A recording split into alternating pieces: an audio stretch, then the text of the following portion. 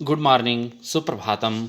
आज देशभक्ति की कक्षा में हम पुनः कनकलता बरुआ, पौना ब्रजवासी और कल्पना दत्ता के जीवन की कथा को आज सुनेंगे। माई वाईफाई स्टडी इस चैनल को अवश्य सब्सक्राइब करें। आपको इस पर और भी देशभक्ति, संस्कृत, हिंदी, इंग्लिश और भी सब्जेक्ट के आपको बहुत सारे वीडियो पढ़ने, लिखने, सुनने को मिलेंगे। आप पुनः इसे चैनल को सब्सक्राइब करें। आओ कनकलता बरुआ के जीवन से हम देशभक्ति से संबंधित प्रेरणा लें और जीवन में हमेशा अग्रणी रहकर देश की उन्नति में हम अपना योगदान दें और सर्वस्व न्यौछावर करें। कनकलता बरुआ भारत की ऐसी ही शहीद बेटी थी जो भारतीय वीरांगनाओं की लंबी कतार में जा मिली। महज 17 वर्षीय कनकलता अन्य बलिदानी वीरांगनाओं से उम्र में छोटी भले ही रही हो, लेकिन त्याग व बलिदान में उनका कद किसी से कम नहीं। 5 साल की थी कनकलता जब उनकी माँ चल बसी। 13 साल की हुई तो पिता भी गुजर गए। अब इस दुनिया में बिल्कुल अकेली रह गई कनकलता। जब वे 7 साल की थी तो गांव के पास में क्रांतिकारियों की सभा हुई, जिसे स्कूल के बच्चों ने आयोजित किया था। अपने मामा के साथ वहां कनकलता भी गई और तभी से उनके बालपन में क्रांति ज्वाला ने जन्म लिया।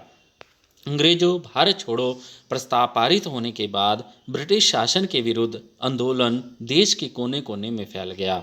असम के शीर्ष नेता मुंबई से लौटते ही पकड़कर जेल में डाल दिए गए। एक गुप्त सभा में तेजपुर की कचहरी पर तिरंगा झंडा फहराने का निर्णय लिया गया। यह स्थान तेजपुर से 82 मील दूर गहपुर का थाना था। कनकलता भी अपनी मंजिल की ओर चल पड़ी। कनकलता आत्म बलिदानी दल की समस्या थी। दोनों हाथों में तिरंगा झंडा थामे कनकलता जुलूस का नेतृत्व कर रही थी। जुलूस के नेताओं को संदेह हुआ कि कनकलता और उनके साथी कहीं भाग ना जाएं। संदेह को भांप कर कनकलता शेरनी के समान गरज उठी। हम युवतियों को अबला समझने की भूल मत कीजिए। आत्मा अमर है, नाशवान है तो केवल शरीर। अतः हम किसी से क्यों डरें? करेंगे या मरेंगे, स्वतंत्रता हमारा जन्मसिद्ध अधिकार है। जैसे नारों से आकाश को चीरती हुई वे थाने की ओर बढ़ चली। थाने का प्रभारी जुलूस को रोकने के लिए सामने आ खड़ा हुआ। कनकलता ने उससे कहा, हमारा रास्ता मत रोकिए, हम आपसे संघर्ष करने नहीं आए हैं। हम तो थाने पर तिरंगा फहराकर स्वतंत्रता की ज्योति जलाने आए हैं। उसके बाद हम लौट जाएंगे।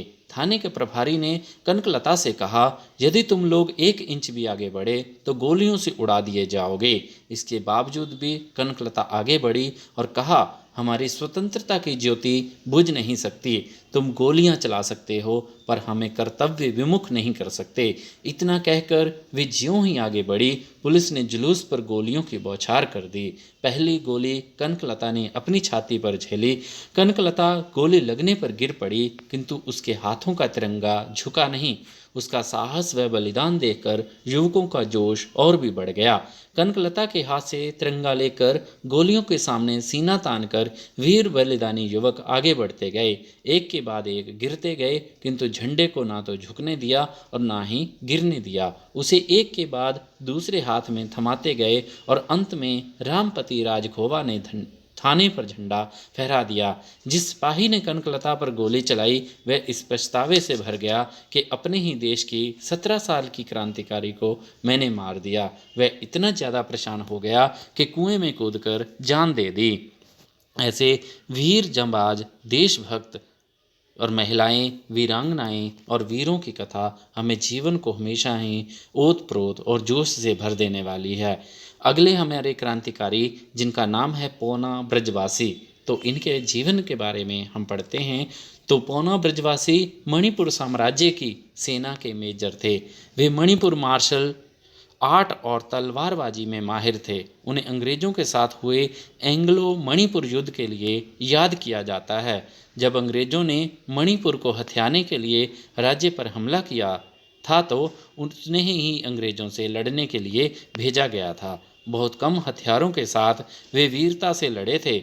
जब वे निहत्थे हो गए थे तो एक अंग्रेज अफसर ने उन्हें अपने साथ आने का ऑफर दिया था, लेकिन उन्होंने देशद्रोह करने से बेहतर अपना सिर काटने की पेशकश कर दी थी।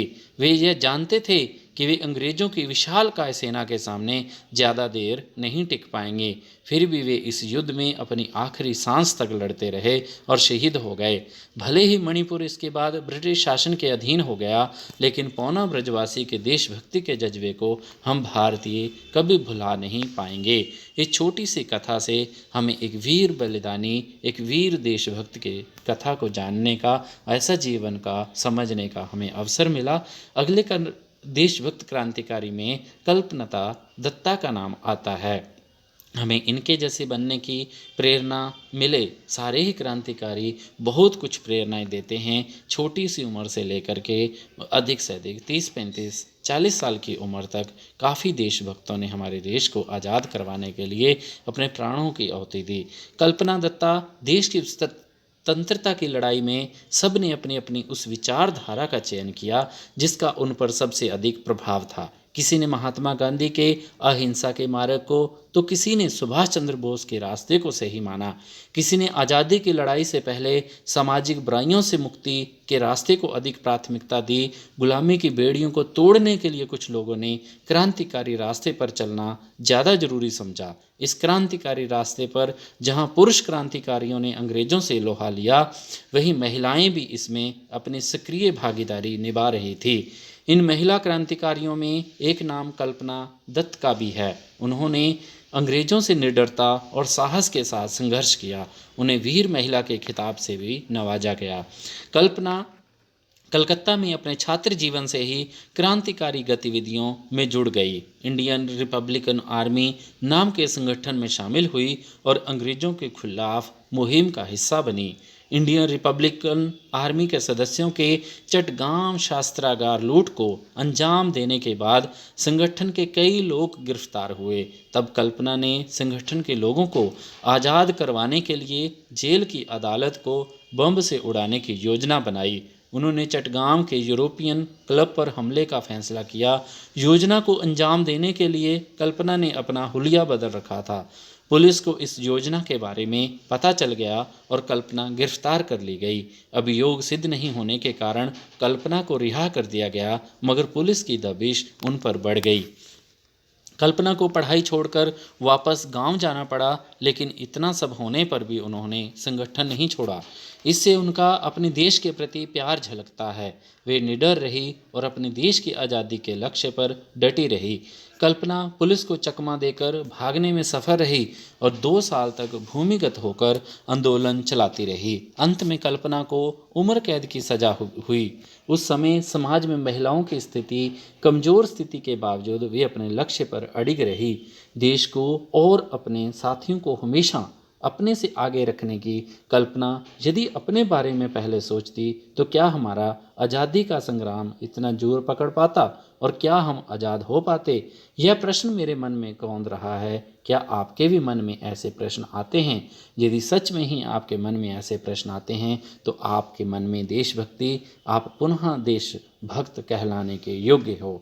आओ इन वीर बलिदानों, वीर और वीरांगनाओं की कथाओं को जानें और इनके और भी प्रेरणा ने माई वाईफाई स्टडी इस चैनल को अवश्य सब्सक्राइब करें, लाइक करें, कमेंट करें और शेयर करें। आपको और भी विषयों के महत्वपूर्ण उपयोगी वीडियो आपको इस पर मिलेंगे। आप सबका धन्यवाद।